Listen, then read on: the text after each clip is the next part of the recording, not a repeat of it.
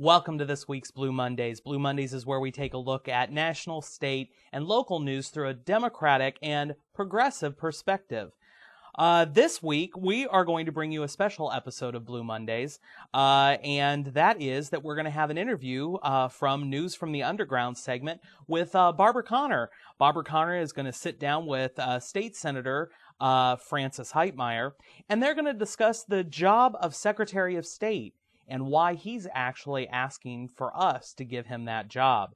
And then we are going to bring you another episode of the ACLU's Freedom Files. This week on the Freedom Files, we're going to watch Dissent. An interesting thing, especially given the current politics. But first, as always, this week in the news. 9/11, 5 years later. That's right. The president made an address to the nation where he basically got out there and tried to sell his war in Iraq, which, interestingly, has nothing to do with the war on terror. Over 60% of Americans have admitted that now on polls, and quite frankly, they're getting tired of the president trying to sell us a bag of goods. Terry Moran from the ABC News affiliate, actually on the Nightline program, has been broadcasting live from Afghanistan for all of last week, where he started to take a look inside of what's going on over in Afghanistan. Afghanistan, you may know, a lot of our troops were actually pulled out of Afghanistan to supply troops for Iraq. The problem there, though, is most of those troops that are now left in Afghanistan are having an increasingly difficult time in trying to actually fight the war on terror. Mind you, this is where the fight on the war on terror is happening. It's in Afghanistan. The Taliban is now taking over large segments of Afghanistan, which is incredibly troubling considering that they were the reason why we went in there in the first place. To allow them to take back over seems counterproductive. Also, we need to mention that we still have yet to capture or kill Osama bin Laden. Osama bin Forgotten, as we call him here. The president doesn't seem to be that concerned about Osama bin Laden, and especially the threat that Al-Qaeda still has on the United States. It's kind of unbelievable that we keep hearing them trumpeting their sounds of we have to fight them over there so we don't have to fight them here. That to me is somewhat unbelievable at this point, considering that we're not fighting them over there. We are fighting them in Iraq. It's a completely different place. The president actually, we'll move on. He went so far as to say that the future depends upon what happens in the streets of Baghdad. To me, that is, again, unbelievable. I think we ought to buy the president a globe for Christmas. Maybe that way he'd figure this out, that they're not even related. It should go without saying that there are no terrorists in Iraq before we invaded. Dick Cheney, the great old vice president, came out from his undisclosed place and went on to meet the press with Tim Russert, and the entire hour he made some really outlandish claims. He claimed that people who disagree with him and the president, that they are emboldening the terrorists because the American people are now listening to them, and now the American people don't seem to have the stomach to fight the war on terror. Are you kidding me? Are you kidding me? There could be no one. The American people want to fight this more than anything. We want to make sure that we fight the right people. We want to fight the problem, which is terrorism. The problem is we haven't made the investments here in our country to ensure that we are not vulnerable anymore. Vice President doesn't seem to get it. How dare he? Congressional Democrats are hitting back. We've now seen the infamous Path to 9/11 on ABC, and ABC acknowledges that this was only loosely based on the truth. Well, it's still too much for me. Huge entire segments of the show were completely made up. They never even happened. The CIA never had Osama bin Laden in their sights. Sandy Berger and Madeleine Albright never had the opportunity to take out Osama bin Laden. And the fact is that it shows the president taking bold moves forward and trying to assert himself in places that, guess what? never happened. It's so it seems unbelievable to me that they would try and pull this off. But let me try and get this correct, okay? So, President Clinton, bad guy, and they actually cut out things that really did happen, and they make up terrible things that never happened, and they associate that with the Clinton administration. Then they make up more stuff for President Bush to show that he's a strong fighter, a strong commander-in-chief, and guess what? That stuff never happened either. It was a complete and total made-up story. Never happened the way it did. So if you did watch it, I strongly hope that you log on to our website and click through to a website called MediaMatters.org. Media Matters took a long, hard look into what has been going on, and especially on this show that aired on ABC. However, there is a little bit of good news. The good news is Scholastic, the company that provides a lot of materials to schools, has actually pulled their guide to this show, and they have now replaced it with a new course that they're offering that actually starts to touch on critical thinking and how to detect media bias. Hopefully that will get some coverage in our schools, and hopefully the kids will be able to sit down and realize when they're being handed editorial content like this show, or when they're handed straight news, like we're supposed to be getting from these news organizations such as NBC, ABC, CNN. Unbelievable. However, congressional Democrats have fired back. They fired off strong letters this week to the heads of all the news departments from ABC, NBC, CBS, CNN, and yes, even Fox, although that was probably a waste of fax paper. In their letter, they demanded that these news organizations do a better job of reporting unbiased news accounts in the face of the upcoming elections. Just this past week, Media Matters, as we mentioned before, has looked into the growing disparity of reporting from all news agencies. And in fact, they outlined several cases where coverage has been given to major policy speeches of the president, and yet no Democratic response has been given, even though the Democrats are holding these. So, again, let me try and understand the Republicans. The Republicans are saying that Democrats don't have a plan. We don't have a plan. We don't have a plan. Well, we do have a plan, but yet it's not being allowed to be covered by the media, the major media outlets. So, here's the thing. What are you afraid of, Republicans? If you think we don't have a plan, if you think we don't know what we're talking about, let us take it to the people. Let us actually go out there and talk about what our issues are. Well, it doesn't seem like they're going to be letting that happen. To read the entire report from Media Matters, definitely log on to our website, or you can go directly to their site at MediaMatters.org. Don't think for 1 minute that the Democrats are going to be rolling over on this. As a matter of fact, it's been widely reported that the Republicans have budgeted over $50 million. $50 million for negative ad campaigns that are going to be hitting our airwaves shortly. Don't fall for them. Logo in Lafayette. That's right, the GLBT community has something to be happy for. Logo is now playing on Lafayette cable channels through Cox Cable. That's right, on channel 232. Most interestingly, though, Logo's parent company is the same as MTV and CBS. CBS even is running the news on that channel. They've actually packaged all of their news content as CBS News on Logo. It's quite interesting to see that. Here TV, which is a major competitor for Logo, is really the only other competitor, but it's not available here in Lafayette. Here TV seems to be marketing itself as a pay-per-view type system. And I guess the way that I understand it is that with Here TV, like pay-per-view, you go and purchase it, but instead of just purchasing it for one show, you actually make the purchase and it's good for the entire month. So for $9.99 or what have you, you actually get it for the entire month. They're actually testing that on a few cable markets throughout the country right now, and I don't really know how their success is going. Here TV was one of the main sponsors of the National Stonewall Democrats Convention up in Pittsburgh of this year. Here's a clip from that they're running on Here TV, since we don't have it here.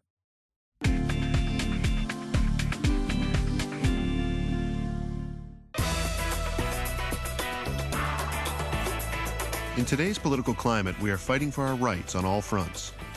It's time for our community, the gay and lesbian community, to come together and really make our voices heard. And this weekend in Pittsburgh is the ultimate gathering for political action. Welcome to the 2006 National Stonewall Democrats Convention. The National Stonewall Democrats is America's only grassroots LGBT organization. Well, National Stonewall Democrats was founded as a coalition of our local groups. Congressman Barney Frank and some other concerned folks decided that it was a good idea to bring together groups of local Stonewall Democratic clubs that have existed all around the country and to create a national staff that would serve the clubs. Officials. On the first night of the convention, candidates came out to a private party to talk to participants. We're going to take back the Congress, and we're going to do it together. And right now we have politicians down in Washington, D.C. and all over the states in our country who want to try and write discrimination into our state constitutions, into our federal constitution, and that's wrong. You're going to hear tonight from a born-again, spirit-filled evangelical. But I believe that you live your faith, you don't legislate it. One of the crucial missions of National Stonewall Democrats is training. Over the course of the weekend, classes, seminars, and speeches help members of our community figure out how to get out the vote and defeat the agenda of hate. Pennsylvania Governor Ed Rendell stopped by a canvassing training session. We have to get every gay, lesbian, transgendered person in Pennsylvania to understand the importance of the political process and that it does make a difference. Fundamental fairness has always been the guide, and fundamental fairness is a guide that will make decisions that this community will be very happy with. And Governor Howard Dean, the chairman of the Democratic National Committee, brought the crowd to their feet during his keynote speech as he called for an end to Republican scapegoating. That is wrong. America is sick of it, and the way to beat it is to stand up and say who you are and be proud of who you are to the voters of America. It was a weekend of meetings, classes, inspiration, and a call to arms for our entire community. We are all Americans, and we are Americans first. To get involved, contact National Stonewall Democrats. For more information on politics in your area, go to heartv.com. With the incredible diversity that our rich country enjoys, I think it's high time that the GLBT community actually has a channel that represents them. I think it's great to actually have that. And an interesting side note, the GLBT community is the second most loyal voting bloc for the Democratic Party, second only to the African Americans. Interesting. The state Secretary of State's race heats up. Recent polling information actually shows a significant lead by the only Democrat in the race. That's right, State Senator Francis Heitmeyer has just taken to the airwaves. Here's one of his ads. For democracy to function, elections must be fair. Young Francis Heitmeyer learned this from his parents, who served as poll commissioners. Mom and Dad would get up early and take me along to the polls, where they taught me the importance of keeping elections fair and honest. In fact, Mom was one of our first female poll commissioners. As the state's chief election officer, I pledge to ensure fair and impartial elections. I've got to, because I have the poll commissioners watching me. Francis Heitmeyer, Secretary of State. Great job, Senator. We urge you to all make sure that you mark your calendars for September 30th and make sure that you go out and vote. Vote for State Senator Francis Heitmeyer so that we can actually do some good in the Secretary of State's office. You guys have to realize that the state senator, the Secretary of State's job is to make sure that the elections are conducted fair and unbiased. And I tell you, he has a history of working with the Secretary of State's office. And in fact, he was one of the main sponsors of the bills that allowed the people who have evacuated for Katrina and Rita so that they would be able to vote in other parts of the state. He should be commended for that, and we should support him on September 30th. However, more of that will be covered with an interview from News from the Underground segment by Barbara Connor with State Senator Francis Heitmeyer. He's going to tell us what the Secretary of State does and why he's looking for that job. That will be coming right up. And that is our Blue Monday news for September 18th, 2006. We want to remind you every single Monday night right here on AOC Channel 15, you can tune in for Blue Mondays. We are expanding our coverage due to the outpouring of support that we've had, and we want to continue that, of course. You can check us out every single Monday night here at 9 o'clock, or you can log on to our website at LafayetteDemocrats.org. That has just been completely redesigned and has a whole bunch of information on there that you definitely want to check out. We will be taking a quick break here. However, you won't want to leave, because next up we have a segment of News from the Underground, and it's an exclusive. Dr. Barbara Connor sits down with State Senator Francis Heitmeyer, and they talk about the job of Secretary of State and why he wants that job. You'll want to stay tuned for that, but first, here's a quick message. Global warming. Some say irreversible consequences are 30 years away. 30 years? That won't affect me.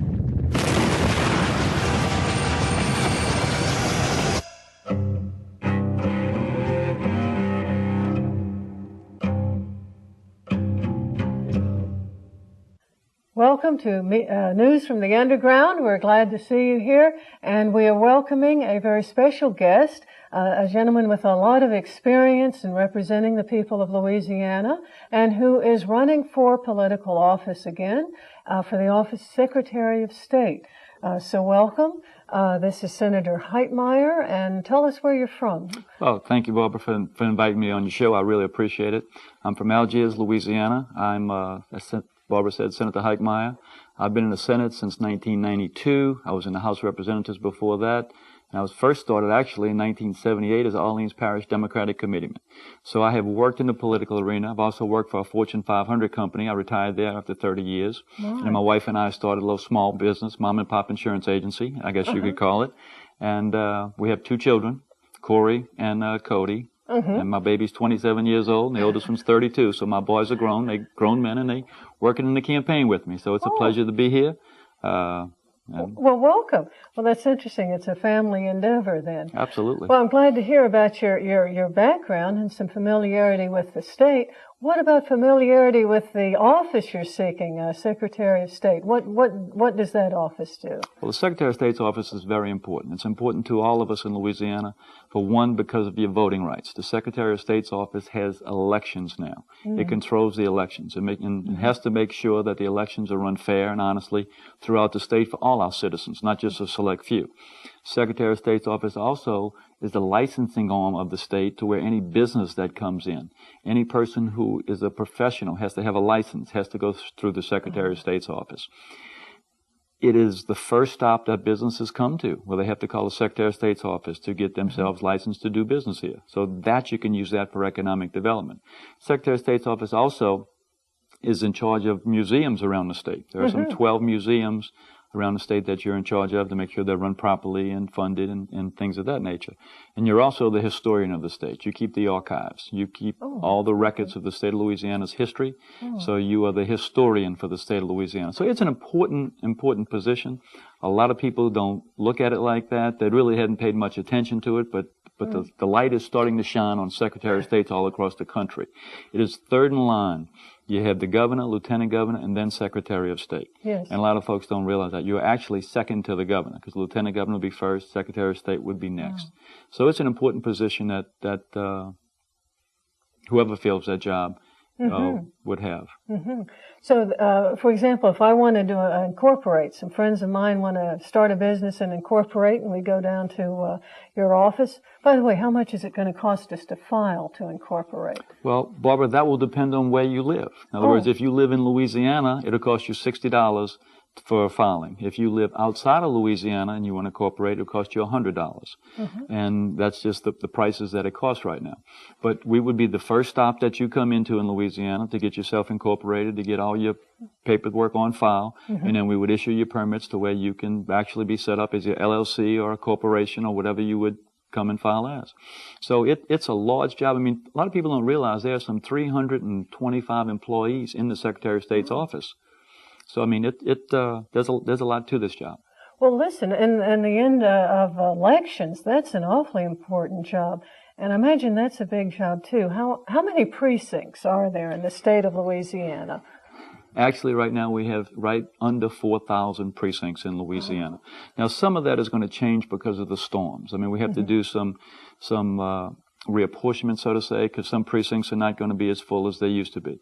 But it is some less than 4,000 precincts. We have, in New Orleans, for example, we have some 420 to 30 precincts right now. So, I mean, there's a lot to the elections process. How many election machines does it take to cover 4,000 precincts? Probably we have 10,000 election machines in the state of Louisiana right now. Wow, that's a lot of dusting. Well, we here on News from the Underground have especially been following some of these questions about accurate voting and counts and recounts and some of the other states that have had some problems. But I think you were telling me earlier that Louisiana really shines on this issue. We are on the leading edge of technology in Louisiana. We are now fully computerized voting across the state of Louisiana. It was like that for years, for some 14 years in South Louisiana, but now the entire state has electronic voting machines. So with that, I mean, we have people from California that come to Louisiana to look at how we vote. We have people that come from all over the country. We are the envy of the country in elections. And if I'm fortunate enough to win Secretary of State, I want to make sure we build on that and enhance that and make it better. Well, that's wonderful to hear. And so the vote then is verified, and a recount, you can, you said something about triple verified. Is that what you're saying? As legislators, we put that in a law where you have to have a triple verification. So what will happen then after a vote, voting polls are closed, there's a cartridge that's in the machine. The cartridge is printed, a copy of that is printed right then and is verified on the wall, so people can come up and look at it to see who voted and how many people they voted, how many votes each person has. Then one is sent to the Register of Voters, another one also to the Secretary of State. So it's in triplicate. So there can't be any shenanigans with the machines. There can't be any shenanigans like after they close. The stories you heard from years ago, hundreds of years ago, I should say. But it is in triplicate and it's verified before. Now, also what's interesting is that before each machine goes into the field before an election, they are verified for security checks. There's a security team that checks the machines before they go to each precinct. So, I mean, all of these checks and balances are in place with the modern technology, and that's why we're leading the country in elections. Well, that's wonderful. And listen, I know that you do your homework because I had asked him a couple of questions before he arrived, and I want you to know he arrived with the answers. And we were very impressed with, shall we say, a Louisiana politician who was willing to do some research. So I really thank you. And he did know the answers. He did have the answers to my list of questions, including, here's the trick question, how do I get a patent? Well, you can call the Secretary of State's office and we'll direct you every which way, and then we turn you around and send you to Washington, because all patents come from Washington, D.C. Oh, okay. And there's nothing we can do in the Secretary of State's office to issue a patent, but we'll help you get the phone numbers to call in Washington, D.C. All right. See, that's my trick question. Well, that's very helpful. And so I'm hoping that you'll continue to listen to us about some of concerns about continuing to explain this new method of voting, or at least to us it's new. And I just want to ask you, though, if you have some further comments that you'd like to leave us with. I sure will. But first of all, let me tell you, with explaining the new voting, what we plan to do is have voter educational classes. We will come out to the universities, to the registrars, to the clerk's office, and set up seminars where the public can come and be educated on how they work. If there's any problems, all they have to do is call our office. We'll work on that too with them. I mean, this is the most important right, and that's to vote. And we want to make sure it is affordable to everyone. It is easily developed to where you walk in the precinct. We're even looking at the technology there to computerize the voting books when you walk in. All this is new technology that's going to come out, and we're going to make sure we stay leading the country in elections. The thing I'd like to leave you with is that we in Louisiana, we have to make sure that the election process is not federalized. As the National Association of Secretary of States has a position to where all the elections ought to be local, and I firmly support that.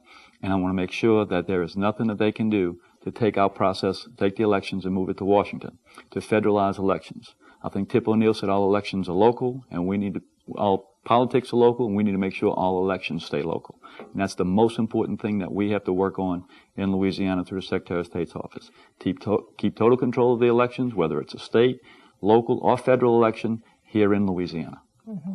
So you know where to find the people who are responsible, and you don't get lost in the Washington shuffle. Well, Barbara, you have the stakeholders. You have the people who have, the stakeholders here in Louisiana. Those are the people that will be running the elections. Those are the people who will be checking them. And I know that people from both sides, Republicans, Democrats, are going to be checking and double checking. Right. And we want it fair for everybody. Right. We want everybody to have an opportunity to vote. We want to make sure everyone has that right. Everyone's rights are preserved, and it's fair for the entire voters in Louisiana. Well, that's reassuring to hear, and I really want to thank you for, first of all, for your willingness to serve the people of Louisiana and to stand for this office.